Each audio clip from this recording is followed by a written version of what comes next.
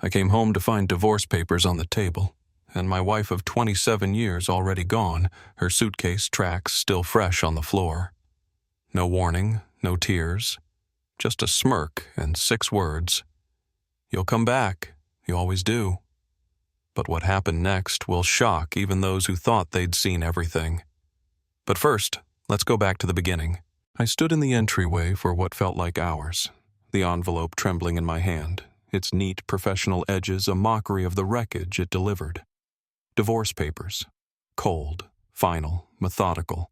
No confrontation, no last-ditch fight, just paperwork and a void where a life used to be. The air still carried the scent of her perfume, lavender and something sharp, bitter. Our daughter's photos stared back at me from the hallway wall, frozen smiles trapped in time.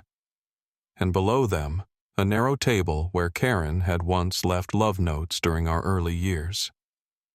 That day, she left me a legal severance. Karen was always calculated, but I never thought she'd be cruel. Not like this. She'd packed in silence, apparently during the day, while I was finishing a plumbing job for the neighbor and then coaching my church's softball team. 27 years, and she didn't even wait for me to walk through the door. Just a smirk, a line about the holidays, and the kind of arrogance that only comes from someone who thinks they're untouchable. "I haven't loved you in years," she had said, a sentence like a guillotine. But it was what followed that hollowed me out. "Don't go far. I know you'll come back once you realize what you lost." As if I were some confused animal that wandered from the porch but would return once hunger set in. She didn't take the furniture, didn't even take the coffee pot she used every morning. But she took the confidence we built, the trust and everything in our joint savings. And still, she walked away as though she had the moral high ground, like the wrongs she committed were somehow my burden to carry. I remember sitting down on the living room couch, staring at the indentation where she used to curl up with her tablet and glass of red wine. That spot now looked like the crime scene of a slow death. My first instinct wasn't to cry. It was to assess, to understand. I looked at the pattern. Years of withdrawal, little dismissals turned into cold silences, a love that had long stopped knocking on the door. But what stayed with me, louder than her footsteps as she rolled her suitcase down the path, was her certainty that I would crawl back, that I needed her. And that was the moment something hardened in me. Not hate, not revenge, resolve. The knock on the door was soft but steady. I wasn't expecting anyone, least of all her. When I opened it, there stood Amy, Karen's little sister, the one who used to disappear into corners at family dinners, who always seemed more comfortable near a window than in conversation. But that day, she wasn't hiding. Her eyes burned with something fierce, something unspoken for years. She held a foil-covered casserole dish like it was both an offering and a declaration. No smiles, no pretense. "I heard what she did," she said. Her voice didn't quiver. "I told her 20 years ago, keep treating you like an afterthought and one day you'd be gone." I stepped aside wordlessly and let her in. Amy placed the dish on the counter and peeled back the foil without ceremony. Baked ziti, steaming, fragrant, comfort food from someone who, for most of her life, had been a polite stranger in the margins. But now, in my kitchen, Karen's old kitchen, Amy stood like she'd been holding this in for decades. And maybe she had. We sat across from each other at the table. I hadn't touched that table in days, not since the divorce was finalized. I'd been eating from paper plates in front of the TV like a ghost haunting my own house. But Amy didn't allow that silence. She asked about how I was sleeping, how work was going, what I planned to do with the garden. Then she paused. Her eyes, which had always seemed downcast, locked onto mine. "I was there every holiday, Doug. I saw the way she'd roll her eyes when you talked about your job, the way she interrupted you, even when you were just trying to tell a story. I saw how small you made yourself around her, and how proud you looked when she finally let you say something. I didn't know what to say. My throat tightened, not from emotion, but from the sudden realization that someone had noticed. All those tiny humiliations, all those buried sighs, someone had seen every one of them and remembered. She leaned forward, her voice lower. You don't owe her your loyalty anymore. Not after the way she treated you. You gave her everything. Maybe now it's time you gave something to yourself. There was no flirtation, no agenda, just raw clarity from someone who had always watched from the wings and who had finally stepped onto the stage. And for the first time in years, I didn't feel alone in that house. I felt understood. The first message came at 11:17 p.m. A simple, thinking about you tonight. No context, no apology. Just a line cast into the water to see if I'd bite. I didn't. 2 days later came another. Saw a picture of you at Brian's cookout, still wearing your ring? As if symbols held meaning after she'd discarded the vows behind them. I read it, then closed my phone. The silence was louder than any reply.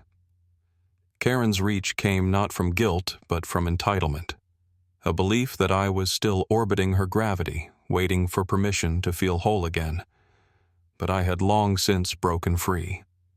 While her texts slid in like smoke through a cracked window, Amy and I had been building something steady, quiet, and solid.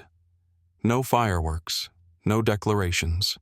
Just mornings that began with laughter over coffee, evenings spent talking about everything and nothing, and a shared understanding rooted in respect rather than obligation. Amy never tried to fix me. She didn't need me to be broken to feel valuable. She just saw me and made room for who I already was. The proposal wasn't rehearsed or rehearsed for effect. One Sunday morning, we took a drive to the lake, the air cool, sun soft across the water. We sat on an old wooden bench under a canopy of birch. I held her hand, felt the weight of her quiet strength, and asked simply, "Will you marry me?" Amy didn't speak right away.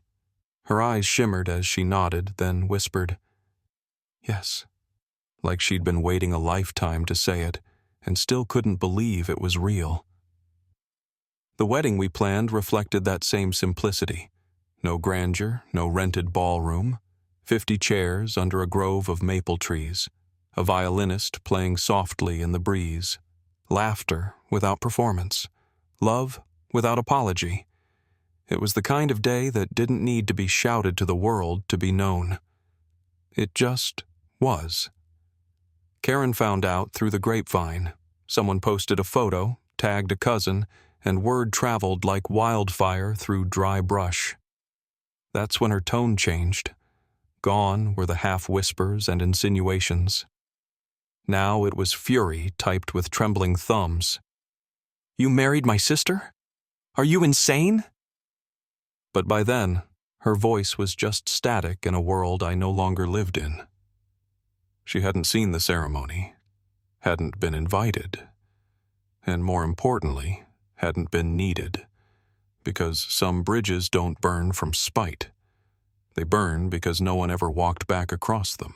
The new house wasn't much, just a single-story place with creaking floorboards, wide windows, and a wraparound porch that faced a field of quiet. No neighbors shouting, no traffic humming at all hours, no ghosts in the walls, just space to breathe. Peace came in layers, the sound of birds instead of sirens, the scent of fresh-cut wood from the shed out back, the feeling of knowing every room was filled with someone who chose you and meant it. Amy made the place feel like home without trying. She didn't redecorate to erase the past. She just added little touches, a ceramic owl near the front steps, fresh herbs growing on the kitchen sill, her grandmother's quilt draped across the back of our couch. There was no need to pretend we hadn't both seen things fall apart before. This wasn't a new beginning. It was a right one. While we built something real, Karen unraveled in silence. Her studio, Once the centerpiece of her pride, became the target of a civil suit over unpaid contracts and a toxic work environment. She fought it with that same confidence she once wore like armor. But this time, the world didn't bend. Her allies thinned out, clients vanished, former friends avoided her calls. The smile she used to wield like a weapon lost its edge, and people began to notice who she'd really been all along. She didn't blame herself. She blamed the world, the judges, the staff, the jealousy of others. And deep down, I imagine, she blamed me too, for not returning like she thought I would, for daring to heal without her permission.